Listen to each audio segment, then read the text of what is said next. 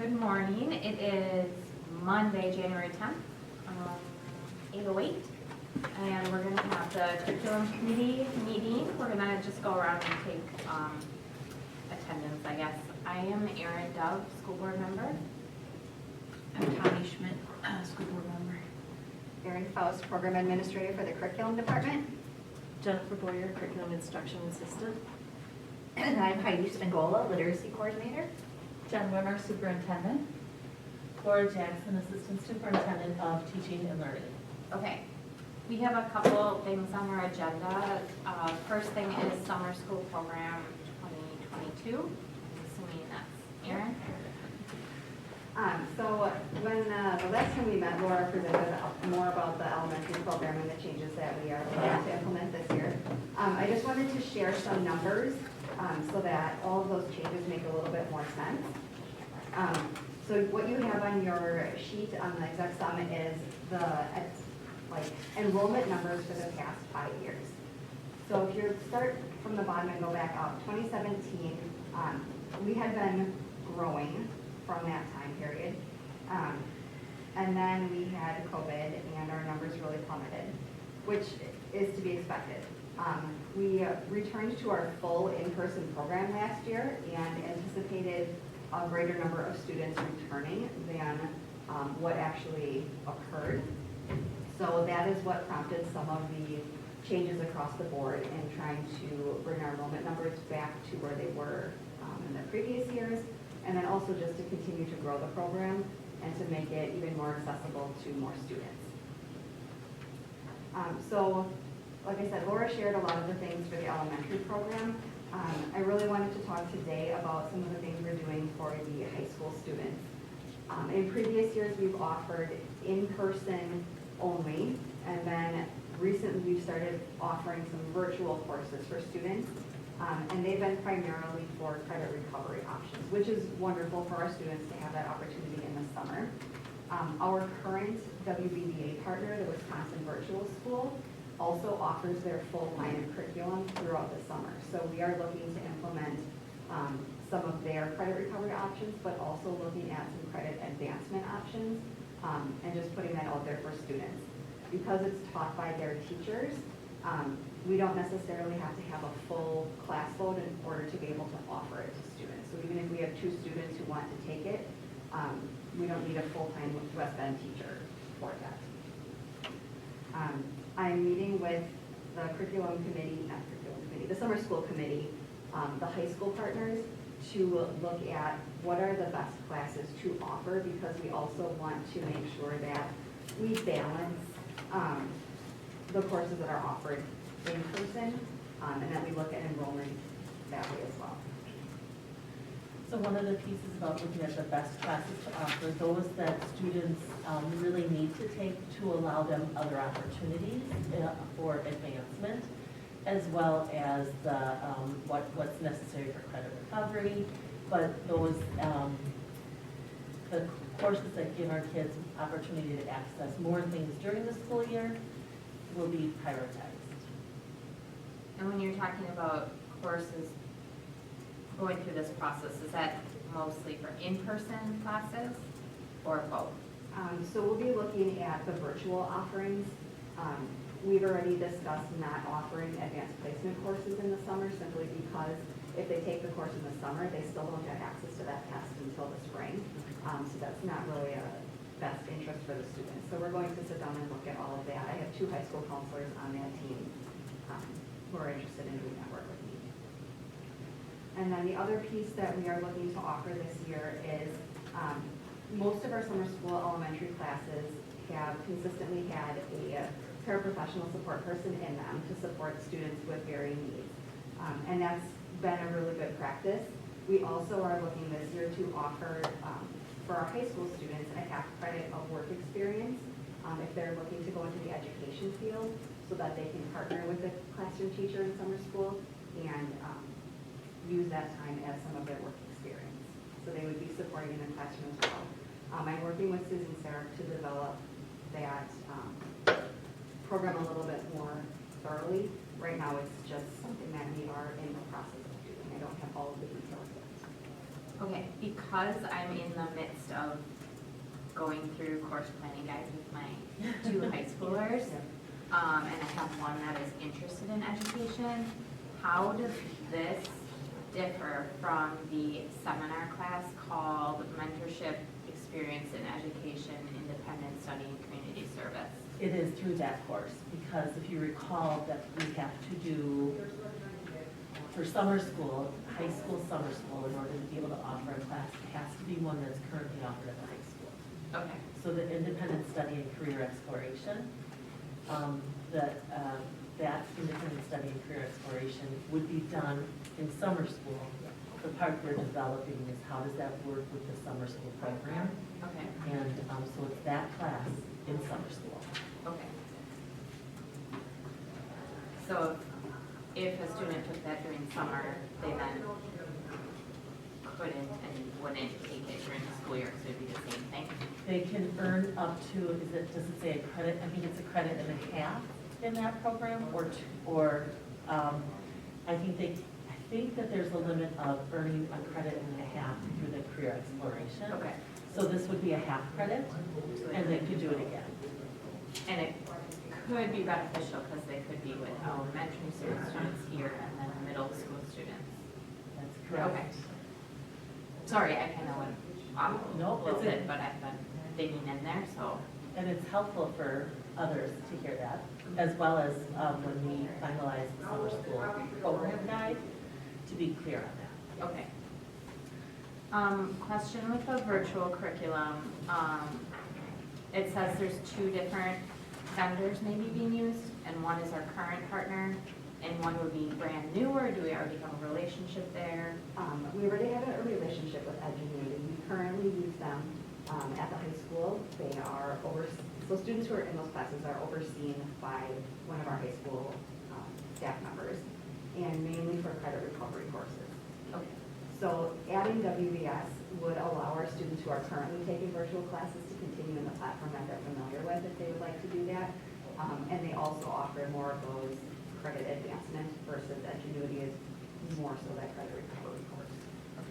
We did use a few of Edgenuity's other courses during that summer of 2020, when we did summer school all virtual. Okay.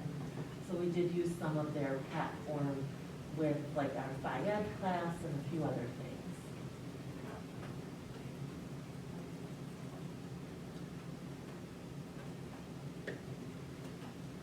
Anything else?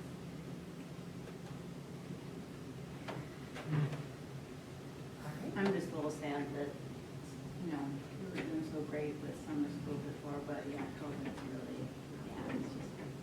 I guess kind of around that, I'm assuming other schools are seeing similar trends. Oh, I'm sure. Yeah. Oh, it's not, trust me, it's nothing, it's I not a know. reflection of the work you're doing at all. I know that. I feel like, and maybe it won't be this summer, but I feel like The rebound. soon-ish, there's gonna be people like Yeah. wanting to do the fun classes again, but then also we know some kids are really struggling, so the credit recovery used to have that option in some. Yeah, that's most important. I'm glad that that's what you're focusing on. Last year, one of the things we did do is 8th grade traditionally takes classes that are for high school credit. And so once you hit 8th grade, then you start your high school career in that summer between. And that's consistent throughout the state. We did offer some additional repeat of 8th grade math curriculum and 8th grade literacy curriculum for students who had been receiving intervention during the year. Last spring, so we offered some additional practice with that, so they had some readiness for high school. And so we have that established, and we'll look at the need for that as well.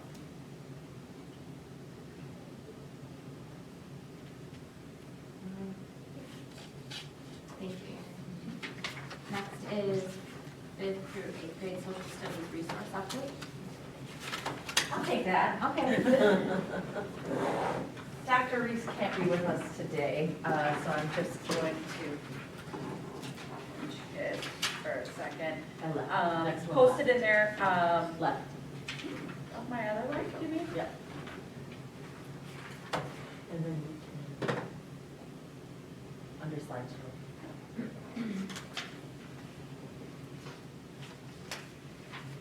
So, Dr. Reese has been with us for 4 months.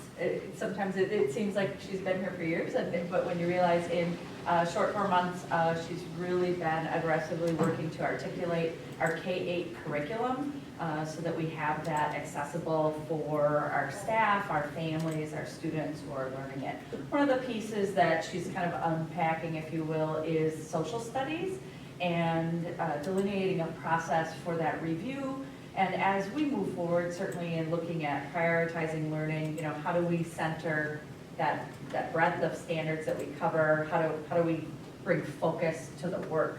So she had planned a public forum, but we're going to reschedule that. It was during that kind of treacherous, windy, snowy day, so we canceled some activities. So look for that. We'll be rescheduling that piece of it. But we'll make sure that that's accessible for our public as well, even if you can't attend. So I wanted to highlight some of the pieces that she intended to go over. We'd like your feedback. So if there's anything that you think we need to really dig into during that public forum or that you'll need as we go through that process, she would love to get that feedback from you. So I'm just gonna go high-level overview of the social studies presentation. It's really leading with a context of where we are and what are the next steps. And it's focusing on, even though the work to really hone in on those standards is K-8, there's a 5th through 8th resource component that she's walking through. So something unique to us, it doesn't feel unique, we've done it, is that we're able to teach standalone courses in all of our subjects, including social studies in 5th through 8th grade. Sometimes in middle school models, you will see schools do like one semester they'll teach science, one semester they'll teach social studies. That's not the approach that we take here, so that's something worthy of calling out. In some systems that would make us unique. We don't think daily instruction in core classrooms is unique, but some places it would be. And then you're also looking for that vertical alignment, K through all the way to 12th grade, making sure that you're divvying up those standards and that over the course of their education with us, they're really able to dig deep. Because as you've seen, standards documents, they get pretty lengthy. So we're making sure we're in attention to that. Over the last couple months, she created a request for proposals or RFP process around curricular tools. Now, we talk about our standards, and then we kind of unpack that and create our curriculum, our units of study, and then there's the resource. There's a primary resource or a secondary resource. So what that RFP was for, like, what are the resources out there? So as we have this curriculum that we want to focus on, what are our best resources to put in the hands of our students and our staff to execute on that curriculum. Sometimes people think we pick a textbook and that becomes our curriculum, and that's just not how it works. It's here's the curriculum and then here's the resources that serve that instruction. Just so we're clear on that. We wanted to make sure and have a engaging process, engaging for our staff, those who are teaching, those who are interested, as well as our community. So we've included public forums for review. And then again, we were going to have a public forum on January 5th. We will reschedule that and then go through and really dig into the standards for people who are interested. But you'll see that materials are accessible through our website and board docs. I'll walk you through that document. They're also publicly accessible at the library. So thank you to them for hosting. And then there's a computer there where you can input your feedback. Right there if you're at the library viewing materials, and there's certainly times that they're accessible here at the Education Service Center as well. So we wanted to make sure, I know she crafted that RFP, one of the things that we wanted to make sure was that all of our materials were accessible. So they have to be electronically accessible from people's homes, so that we'll go through some of that login information. So we went through a long list and people who kind of met that criteria and provided what we needed. And like I said, we set that bar of access and how we could access those materials. There's 2 vendors that will really be under consideration for 5A social studies. I don't know how to pronounce Savas, okay, because I wasn't part of that, and McGraw-Hill.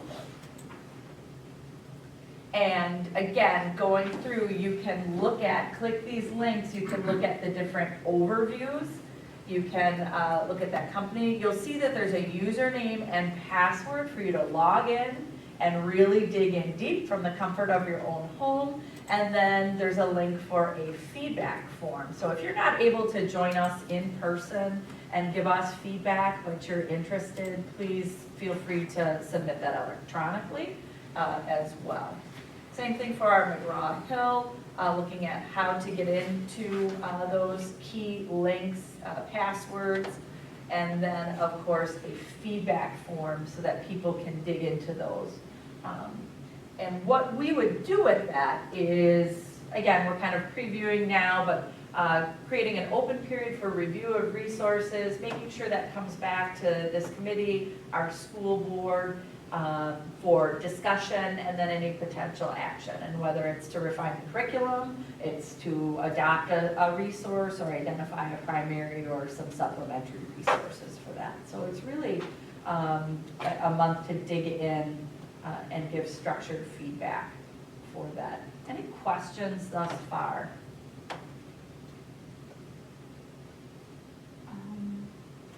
And I'll just give you that visual. It's just really kind of, one thing that we've talked, I know both of you, and we'll talk about it when we get to the policy piece a little bit, is ensuring that practice for development of curriculum is transparent, rigorous, and engaging to our staff and our community. So this is an attention to that. It's also an attention to making sure those resources were accessible, not just in person, but within home for people. And again, also setting up a process that has consistent checkpoints for conversation prior to any action. I'm familiar with McGraw-Hill. I'm not as familiar with Savas. Is that one we've used? Do you remember Pearson Company? Yes. They changed their That's name. Savas, yeah. Savas? Savas. Savas, okay. I know I want to say it like more fancy than Yeah. Sounds like a car. Yeah, Make it like like they serve French tapas or somehow. something. Right, exactly. I really, really appreciate the login stuff. Yeah. Because I was on there last night, on both these sites, clicking around, and it took me way longer than it should have because I got sucked into reading about the Chinese dynasties and about Getting excited about history, there you go. I love Just social not the studies. bedtime. That's what you want, engaging text, right? Yeah, I was like, oh, Revolutionary War women heroes. I was just sucked in. So I really love that is going to be a point that we go at our vendors with, the accessibility piece. So this, I'm sorry, No, go ahead. I want to add something. Oh, I don't know, I'm not the expert in this, but I found both of them very easy to use for someone who doesn't use that. Articles and activities and kind of overviews is very clickable and interactive, both of the products. Are these things our parents will be able to navigate through as well? Okay. Yep.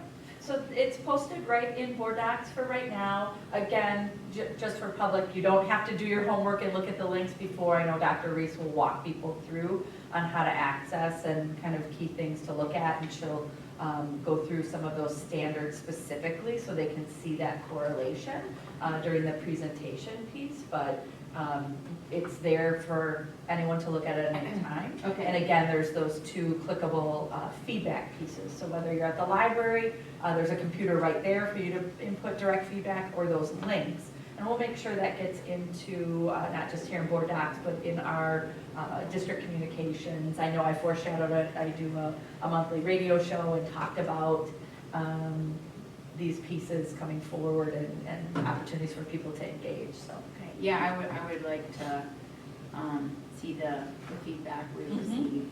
Yeah, and what we'll do is In a we'll, timely manner. yeah, we'll synthesize that. We can do some interim updates on the feedback as it comes in, but certainly synthesize that feedback to help guide the work ahead. For students in the classroom, would both of these materials have anything hard copy? There's some tangible to both. I was gonna Okay. say, Tim was Yeah. here as part of, he worked in alignment with Dr. Reese just because of the technical components, making sure it was instructionally sound, technically accurate, so. So that is a question we ask often, as much as, you know, every kid's got a Chromebook and everything else, sometimes that tangible is important for either what you're studying or for the child in the classroom.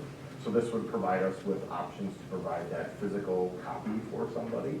Okay. All of them offer the print option, right, like in the Sure. world today, but there are some actual physical copies of the same thing that you would see online Okay. at that point. And then for the students, they have full accessibility on their Chromebook. So Yes. if they're at home doing homework, they can just, Yeah, it would be no different than we use Amplify or something a teacher posts on Canvas or wherever else. It's accessible to them 24/7. okay. I mean, I think that's key going forward, because, you know, if you have kids homesick, but they're still distance learning, they don't have to go back to school and get all their junk, and it's just right there. The other piece is it can be downloaded from the student perspective. So for both of these companies, you have access, the student will have access to download. So if you were going to be somewhere where there's no internet access, you would be able to have that downloaded.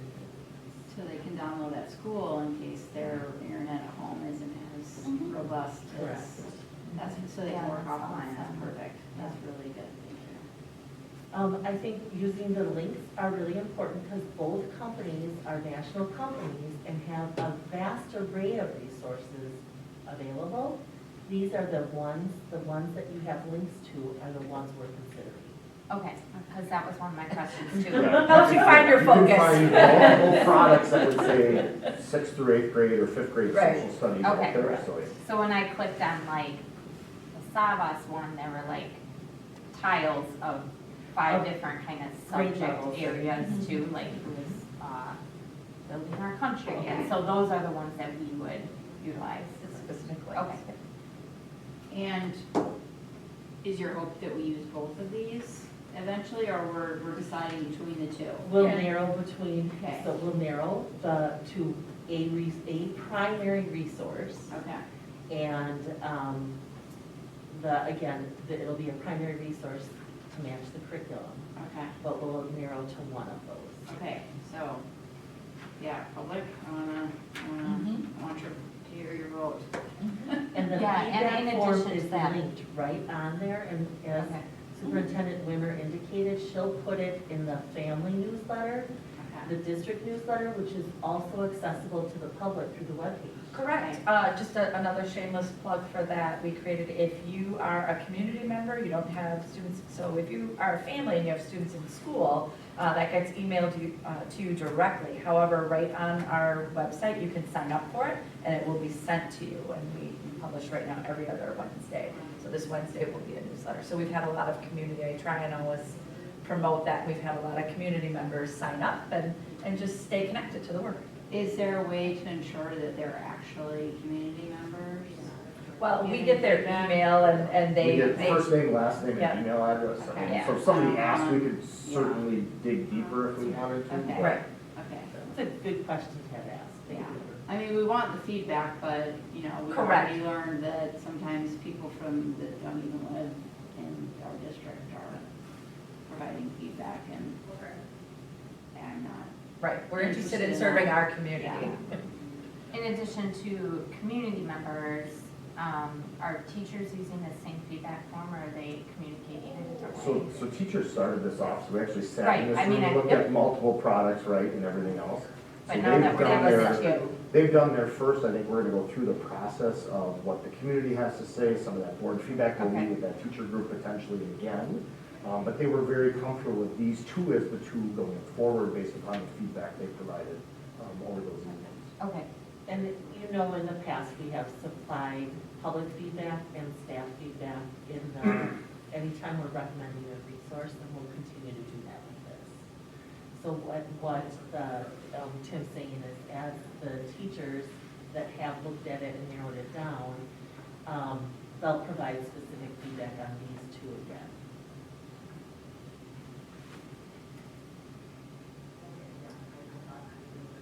So again, that public presentation will help dig in and to the standards piece, show the connections, walk them through the access, talk about the resources, talk about that timeline, and walk them through opportunities for feedback. And we'll make sure that that's accessible to whether, if someone can't come in person, we'll make sure that that presentation gets out there as well, so that's accessible.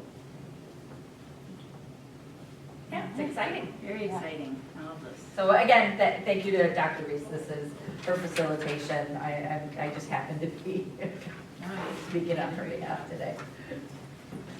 All right, and then next is the K-8 literacy resource feedback review.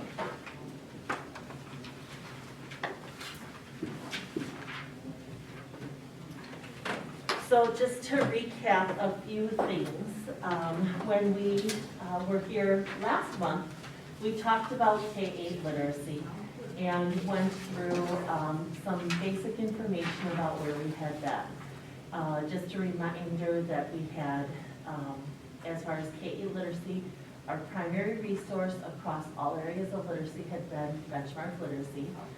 We did a literacy study and presented the partnership and comprehensive literacy as the framework for doing professional development and talking about literacy instruction and delivering literacy instruction. And so we laid out a 3-year plan to start the implementation of the literacy process, and then have provided the board and curriculum committee with updates each year. So earlier this, in our previous curriculum committees, we talked about specifically resources for K-8 literacy. We looked at reading mini lessons and writing mini lesson books from the Fontes and Pinal series. We talked about the reading strategies book by Sarah Ballo and the writing strategies book by Sarah Ballo. And we have brought those resources down to the curriculum committee meeting. Then those resources have been at the public library to get feedback. And again, those will support our teachers' lessons and instruction within literacy in both reading and writing.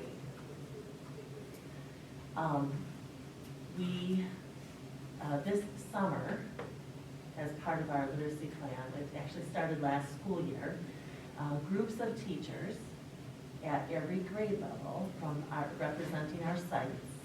Some of our sites didn't have a teacher at every grade level, but every grade level was represented by multiple teachers from across the system. The literacy specialists in the system and our instructional coaches, facilitated by Heidi Spingola, worked together to really look at how units of study are organized in literacy. And you previously had presentations on those units of study. But now we're looking at what are the primary resources that would support instruction in those units of study. And so the texts listed on the screen are things that will be looked at closely for providing that primary resource. Again, they have been at the library for public review. Not these resources. Only at the library for public review are the Sarah Ballo texts that we previously talked about for reading and writing, and the Fontes and Pinel texts for reading and writing. And if you recall, when you looked at those, you saw how it laid out the lessons for the teachers. These are further resources that will be explored for writing units of study in some of the grades. We're looking at the shared reading and the interactive read alouds for our elementary grades. Heidi, do you want to comment on these specific resources before we get into the reading and writing feedback? I think it's important to note that, the PCL framework is something that we've been working on now for the past 3 years. And just as a reminder, that framework is really built around 10 key features. And one of those key features is having a strong basis for your literacy instruction, which is the reason for bringing these resources forward. As we've kind of talked in the past, that framework, you're constantly kind of doing a dipstick on how are those 10 features going. So it's kind of, the analogy I'm going to kind of give to it is, you go to the doctor's office, right, and they do kind of that overall wellness check on where are you at. Maybe you've been eating really healthy, but maybe you haven't been exercising as much. So it's kind of that dipstick. So the PCL framework is that framework where you're constantly checking in and seeing how it's going on those 10 features over time through some different measures that they have. But it's never like you've done it, you have arrived, you're the peak of wellness, and you never have any work again to do in the rest of your life. It's still that same way with literacy. So even though we're bringing in these resources to continue to support our framework, we'll be continuing to do those checks on how is it going with student learning, what is our data showing us, how is it supporting our teachers and all of those things. So it's a piece that we'll continually reflect around, just as we continue to reflect around our other areas. These resources on the screen specifically are really going to work to support our reading and our writing areas. There are other areas of the framework that these are not as directly tied to, but that's okay because we can still make connections across and support those. There are good pieces for our students to have opportunities to have strategic flow from K through 8 by having these resources, so that we don't have kind of that, I guess we're going to call it education by lottery, but we really have that nice strong layout for our students, which these resources will support.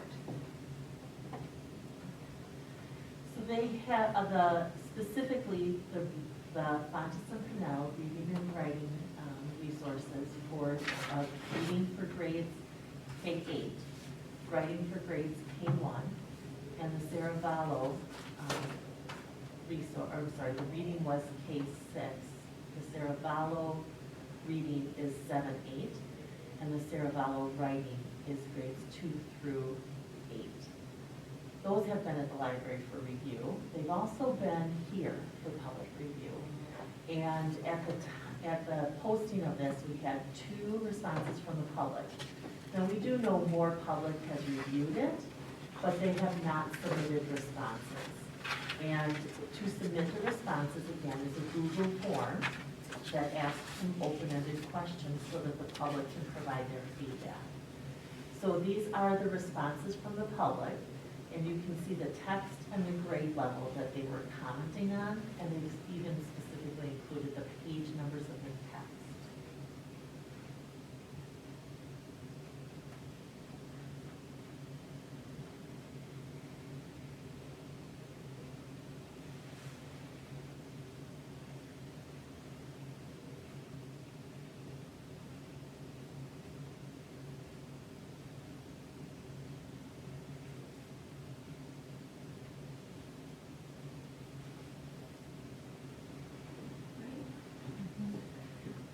We'll continue to monitor that and add to this document if there's additional public feedback. Again, others came to see it, but did not provide feedback. And more, they'll be at the library till Wednesday morning. Correct. So we'll flip them out Wednesday for the social studies stuff, so. Is there and then this PDF at the bottom here, is this a list of the books that they're reviewing, or? The PDF, I'll go to that and pull that up. Okay. But no, the PDF at the bottom of is actually that feedback form you just saw. Got it. So these are the additional resources by image. Yeah, go ahead. So they're reviewing these, the Fontes and Pcl and Saravallo books. They're not reviewing the supplemental books. Correct. Not yet. Okay. Got it. Now, those are listed on this page. So the page that's on the screen right now shows the mini lesson books that are being looked at. Okay. And then it talks about it has an image of the Calkins books that will be coming forward, Okay. and an image of the interactive read aloud books from Fontes and Pcl. That for our Okay, so grades. those are like a collection of books. These are a collection of books. Okay. And They selected. not us as a district. Correct. So you purchase it as a collection, and they're paired with the mini lessons. Okay.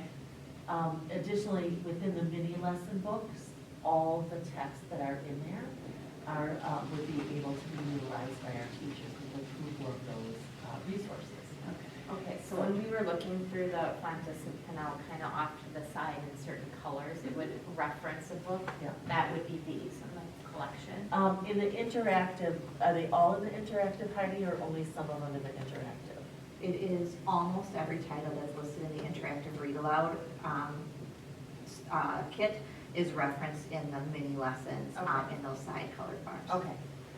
So this is a link to the list of books, and you're going to see it's it's 24 pages because it's listed by grade level.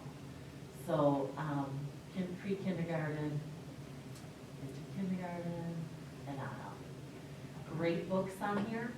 And I will say, you'll notice when you go through that sometimes a specific text, or a story, but a different version, a different author or illustrator of that story, is presented in subsequent grade levels.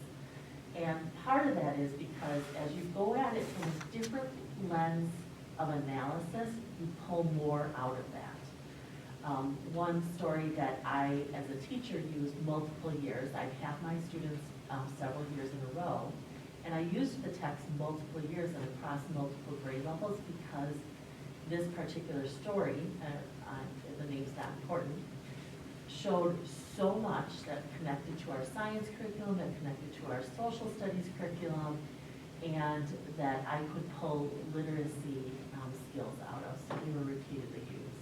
Yes? Little Red Hen is on there, that's my favorite children's book. Okay, done. Oh. I say yes. So someone could access this right from the presentation, right from the presentation in Board Docs. And you don't have to go to the library to look it up and all of that. You can review them from any place, your public library, your old bookshelf, and you can provide feedback. But this way, you can see all of the texts that are in that. I like that these are stories that parents are familiar with too, that we're not trying to reinvent anything, and it provides a connection between a parent and child when they're familiar with it too, so. And there are multiple versions of, how folk tales span across cultures. And when you look at that folk tale from different lenses, you get a glimpse into that culture. And some of that is represented in those lists, again, which is really good.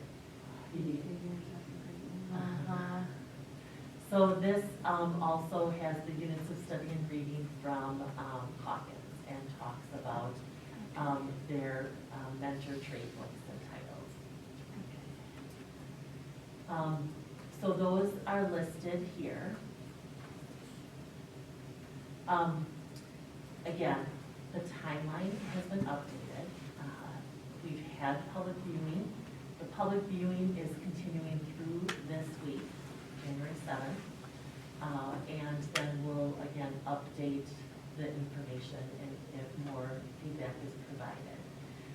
This same thing, we would have talked about this last week, but we needed to adjust our timeline, our meeting time for curriculum committee.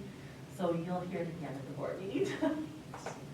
And then it would come forward for action on the 24th. Whatever we determine is our final recommendation for adoption will come forward on the 24th. And just the visual timeline for you. Heidi, is there anything that needs to be added to this that I haven't shared yet?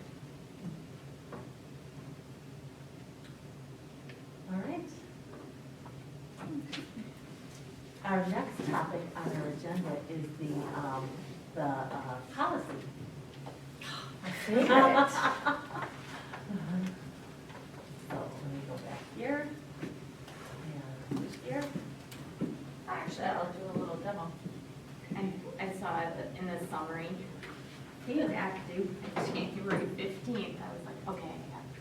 Did you do my homework? I have a couple days to do my homework. You're good, you're good.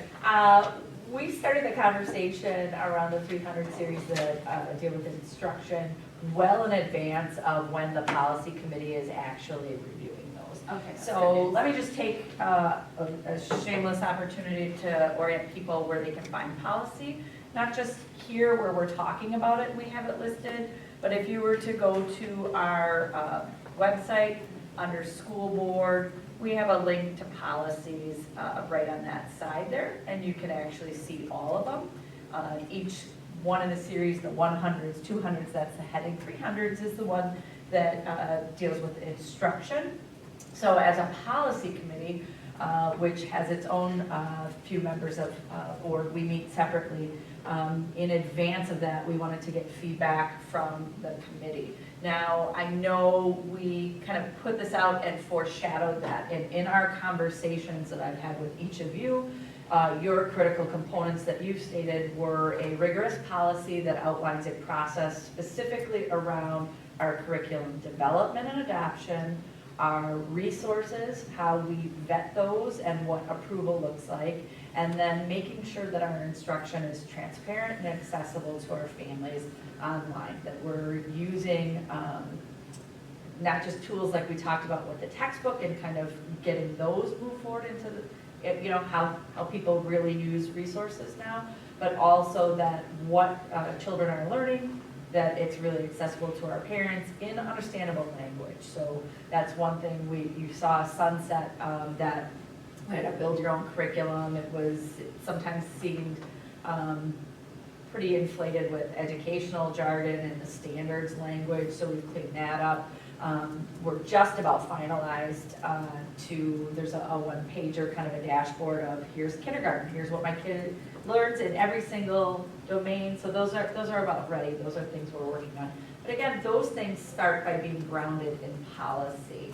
So in addition to any of those and kind of looking at best practice and making sure we're really ramped up. So I'll bring those drafts to this group first, again, around process. Also the process, when we talked, it was around selection of assessments as well. So policy is what guides those. So I would anticipate bringing drafts forward for your review around those. Were there any other particular areas you wanted me to kind of key in and bring back to this committee for review before it goes to policy?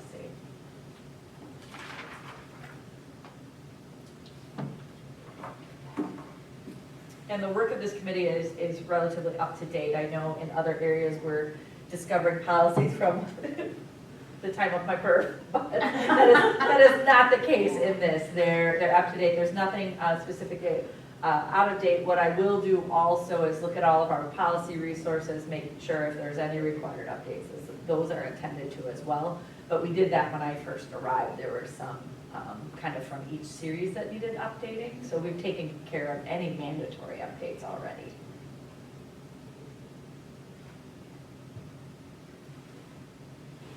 I have a wish, but it might be more of a fantasy. Go for it. The controversial issues. Sure. There are some things that some people consider controversial and other people don't. Oh, sure. And just because one person says it's controversial doesn't mean Sure. it is. And so, Why I don't we- want to be too specific. Yeah, in why the don't we bring that one policy. back for review? I don't want to be too specific in the policy because it needs to be broad enough so that we don't trip ourselves up unintentionally, but at the same time, I want to be specific so that people can't just be arbitrary with what they think is controversial. So, I'll bring that Yeah. one back when I bring back those other process ones for you to Okay. look at. I'll bring back that language, and then I'll scout, like you said, certainly in this day and age, I'll scout to see what updated recommendations it might have legally, or if there's work of any surrounding district. Thank So you. I will vet that for you and bring Okay. that research back. thank you. Any other pieces you'd like me to specifically bring forward other than we've always said, I know you've reviewed these and those were the ones that you keyed in to kind of make sure we bring back and dig in. I think you hit on it. selection of resources. Right, anything associated with that selection, adoption, and how you vet those things. Yeah, I think doing that and being transparent with our process and being engaging with the public is more important than, some people have asked that we put specific language in there about, because CRT is the Sure. concern, I'll be open. Oh, sure. And I'm concerned about that as well. And, but that's, we can't be putting, you know, if we have a detailed list, then that list will never end. Sure. And it gets too minor. Or you're excluding things. Yeah. It's not Yeah, just as not districts, yeah, as districts have had to specifically around CRT, you know, where Mhm. we're not engaged in that as something that we teach. Right. You know, how do we talk about that? How do we make sure if people, like you said, are interested in a certain thing, they can look for it, or there's that assurance in something like that, you know, that it is or isn't there, or, you know, how do you really know? So why don't I bring back, I'll look to see if anyone's done anything specifically around that specific topic as Okay. well. Because I don't want to go down the rabbit hole of, oh, well, if we say that's not in there, well, it opens it up to what else are we saying is not in there? Why Sure. aren't we including other, you know, it could become exhaustive. Absolutely. And I don't think that's the point, so, Yeah. Yeah. And what's relevant right now, Right. 3 years from now may not be relevant. we're writing this to stand for years, and it needs to be work for years. Right. So not just whatever the current hot topic is. As valid as it is, I'm Right. not trying to take away from that. Sure. But, You want it to be responsive, to stand a test of time, not just what the topic of the day is. right, yeah. Okay, I'll, like I said, my job for policy is to do that research, connect, make sure we have some legal opinion on that, and bring you back some drafts. I'll bring that set, anything that, again, is around identification, selection, those pieces, and I'll also bring back the controversial issues one for us to dig into. In the interim, if there's anything else that kind of, you know, you're looking at, just let me know, and for our next conversation, I'll bring those things. But I know that's the conversation that we've had thus far on what you wanted to see come forward to dig in, so I will do that. Thank you so much.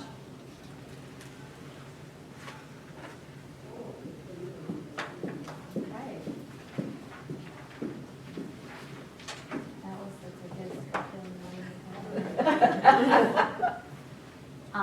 Anyone have anything else to add?